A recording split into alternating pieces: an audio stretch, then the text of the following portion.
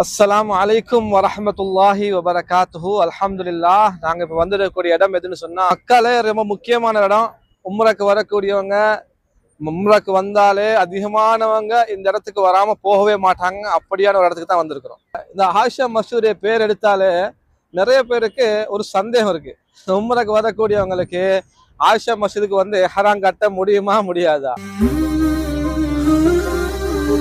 ஆயிஷா மஸ்ஜிதுக்கு வந்து இஹ்ராமுடைய நியத்தை வச்சுட்டு போய் உம்ரா பண்ணினா உம்ரா கூடுமா கூடாதான்னு கேட்டா, சிலர் கூடும் அப்படின்னு சொல்லிடுறாங்க, சிலர் இல்ல கூடாது அப்படின்னு ஒரே வார்த்தையில பதில் சொல்லிடுறாங்க. ஆனா இந்த கேள்விக்கு அப்படி ஒரே வார்த்தையில பதில் சொல்ல முடியாது. அதாவது நல்ல ஒரு விஷயத்த புரிஞ்சுக்கொள்ளணும். யாருக்கு ஆயிஷா பள்ளிக்கு வந்து இஹ்ராமுடைய நியத்தை வச்சுட்டு போக முடியும், யாருக்கு பண்ண முடியாது, அந்த விஷயத்த நாங்க தெளிவா புரிஞ்சுக்கொள்ளணும். ஸோ இப்போ புரிஞ்சிருக்குன்னு நினைக்கிறேன். நிறைய பேருக்கு குழப்பத்திலிருந்து நிறைய பேருக்கு புரிஞ்சிருக்குன்னு நினைக்கிறேன். யாருக்கு உம்ரா பண்ண முடியும், யாருக்கு முடியாது.